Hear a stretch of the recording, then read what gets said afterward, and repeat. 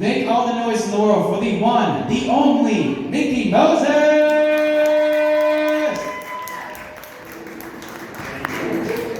Thank you, Aiden. I appreciate it. I know you guys are tired of asking me this question, but are y'all ready to laugh? Yeah. Y'all ready to have some fun? All right, you are in the right place because I have been described before as a goddamn inspiration. Well, what she literally said was, "You are my rock bottom." But I'll take a compliment wherever I can get it, so I'm going to use it the way I want to use it. I'm not from here. How many of you guys are from Louisiana? Couple crowds. I'm not from here. I'm from all over the place. I came in from way out of town. I came from the great north. And if you've never made that drive, it's I-35. And it goes North Dakota, South Dakota, Nebraska, Kansas, Oklahoma, Texas, and then you make a sharp left and you get here.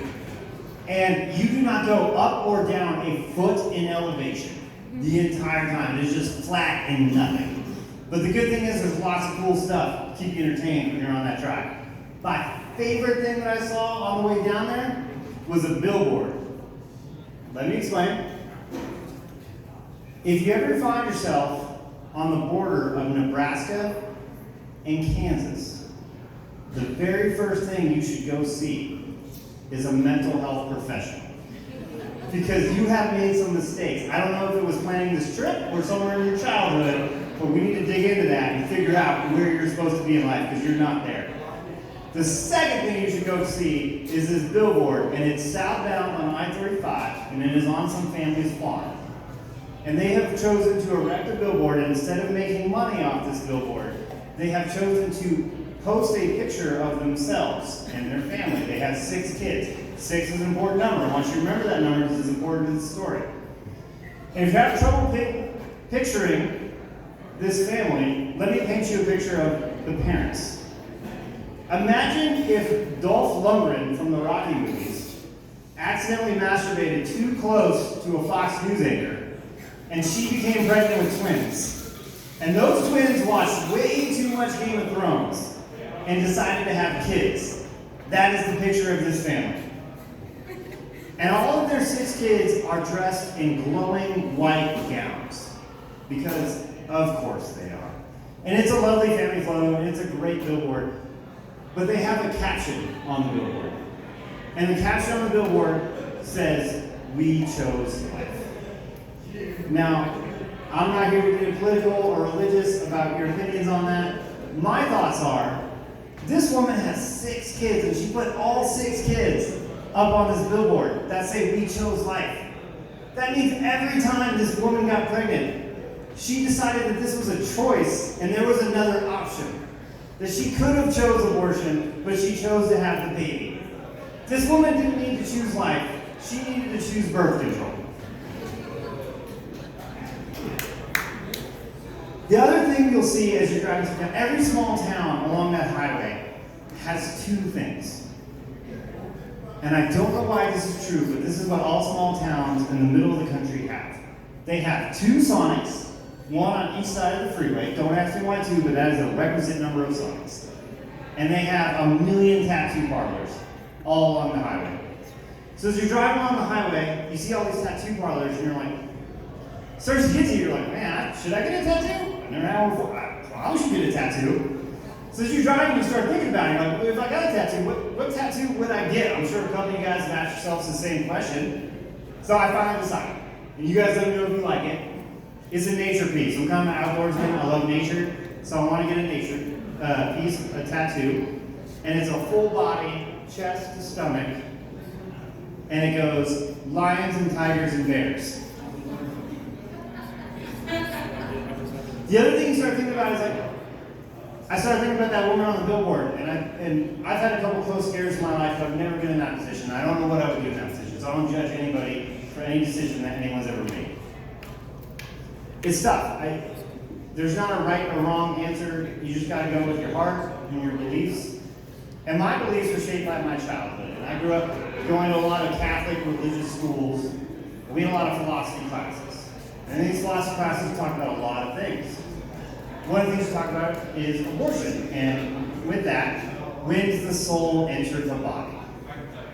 And so you talk about it. because there's no real scientific answer at this point. So you talk about philosophy, and you say, does it enter when the brain waves start to show electricity? Does it enter at 8 weeks when you have a heartbeat? Does it enter at the moment of conception?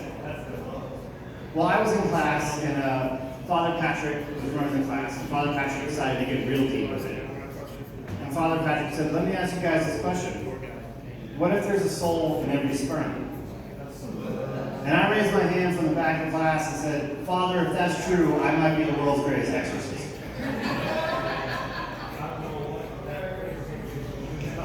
And that was my upbringing. I grew up Catholic, grew up you can't tell, Irish Catholic. And I got sent to Irish Catholic schools my entire life. And I went to a couple public schools here and there, in between. And people ask me a lot of questions about that. Like, is it different? Is it tough going to Catholic school? Is it different than public school? And the only answer I've been able to give them is that in Catholic school, every subject is a touchy subject. So my family is weird. We call us depression babies. We are Czechoslovakian, Irish, and Catholic. And you know how most families, when they get together, they mix the genes, and their kids kind of look like a mix of mom and dad?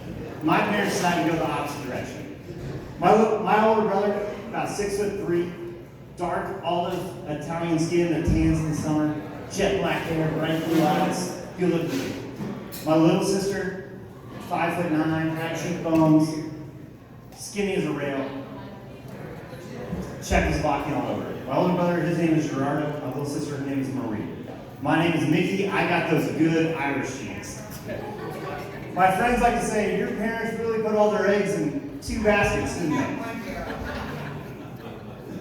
And it got bad, so I travel a lot for work, so I don't get to see my family a whole bunch. And the last time I got to see them, we were down in New Orleans. And we went out to the big street with all the bars. I can't remember the name of it right now. But we went out to, not the best place to catch up with your family, but it was early and there wasn't a lot of people there. We were having a good time. And it's me, my brother, and my dad. We're all having a couple beers together and just catching up. And you guys ever seen the Shooter Girls? You know the ones with the tight pants, they walk around with things that look like something that would turn you into a Teenage Mutant Ninja Turtle and try to get you buy it for $1. So she was coming around trying to sell those. She comes up to my dad, she says, you want a shot? No, okay. You want a shot? Okay.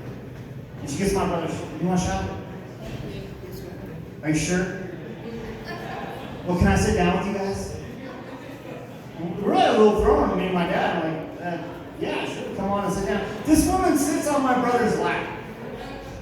And she goes, I know you didn't want the shot, but can I buy you a drink? Me and my dad look at each other like a nuclear bomb just went off within visual distance of like, holy cow. Did anyone just see what happens?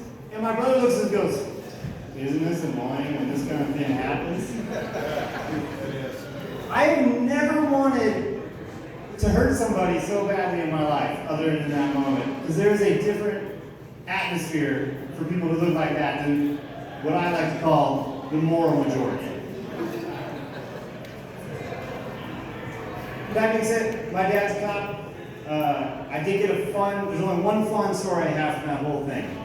I was in college, and I was away from school, I was gone, and I got a call from somebody I hadn't seen in a couple years. And he says, you'll never guess who pulled me over. I'm pretty sure I got a pretty good estimate. He goes, yeah, it's your dad. He pulled me over, I was speeding, and I went up and said, hey, Mr. Moses, how you doing? And we had a conversation, and he let me go, and he let me off with a warning for speeding. And then here's the funny part, man. I had weed in my car, and your dad didn't notice at all. I said, that's great. I'm not sure why you felt the need to call me, but thank you for the call, and I appreciate it. So I hang up the phone, I go back to studying and drinking a river I was doing in college. And about 5 minutes later, they call from my dad. And I say, hey, what's up? He goes, tell your friend to stop driving with weed in the car, you asshole. Anyway, for the second time, thank you for listening to me. I've been Mickey.